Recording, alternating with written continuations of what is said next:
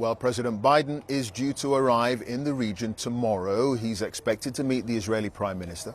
Then he'll travel to Amman, Jordan's capital, to meet other key regional leaders. But the Palestinian President, Mahmoud Abbas, has tonight cancelled after the Gaza blast, and Rishi Sunak may also travel to the Middle East in the coming days. Let's talk to our North America editor, Sarah Smith, who's on the line. Sarah, President Biden's plane, I think, was already in the air while this explosion and this blast took place. How does that change the dynamic of the conversations he was going to have with regional leaders here?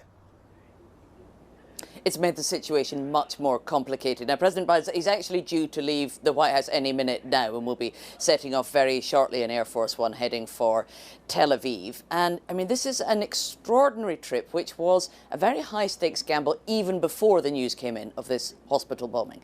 It's a visit with two purposes, really, and both of those twofold missions got considerably more difficult today.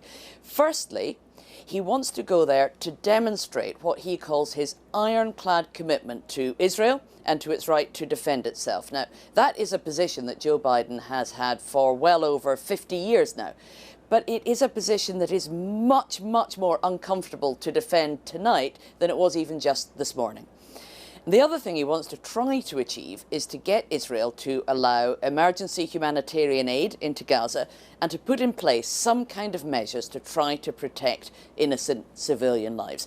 That just looks a lot more difficult now as well, because you've got the American president flying into a situation where the Hamas leader says it's the fault of the US that this hospital bombing has happened because America gives Israel cover for its aggression, he says. As you were reporting, the Palestinian President Mahmoud Abbas has cancelled his meeting with Joe Biden. And then at the same time, Israel are going to ask him for over $10 billion worth of emergency military aid.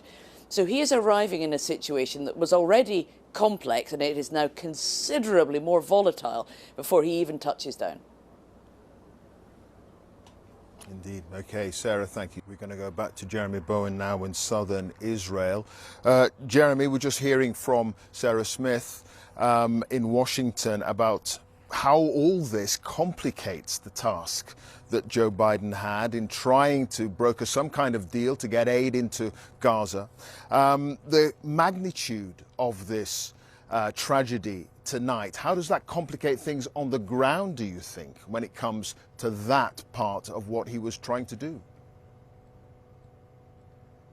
I think it's immensely complex. I think that anyway, it was a gamble, as Sarah said, the president coming over here. Normally presidents get on their planes and turn up to sign agreements when the agreements have already been negotiated, when they know what they're going into. Joe Biden didn't really know what he was coming into, and the Americans weren't sure because of the fast-moving nature of what was happening before the attack on the hospital. Now, by this morning, by the time he lands, assuming he goes ahead and takes off, well, it's going to be even more complex in Lebanon. They're calling, the Hezbollah are calling for a day of rage. There will be more demonstrations elsewhere. Those countries which the Americans regard as allies are condemning Israel. And as for this business about who actually did it, maybe the Americans will say that they have satellite information. Maybe they're watching what's going on with their, very advanced technology. I mean, one thing I would say was that it was, judging by the video that was posted and by the level of casualties, and judging also by the fact that the whole building appears to have been destroyed, it was a very powerful missile. Now, one thing that will have to be established in any investigation, even a really quick one over the next 12 or 24 hours, is whether Palestinian Islamic Jihad, who was specifically mentioned by the Israelis, which is the number 2 group in armed group in Gaza, whether they had missiles which had that much power in them. The missiles that have been hitting here in Ashkelon caused pretty much minor damage. So these are questions which I can't answer, but which need to be answered to get some clarity on this, because, the sides are way, way apart, and what's really significant, I think, is that levels of hatred are growing really exponentially among people who are involved in all of this. And one mission for President Biden when he decided to come here was to try to stop the whole thing escalating, stop the whole thing spreading. And as he's even preparing to get on his plane, the risks of that happening have increased markedly.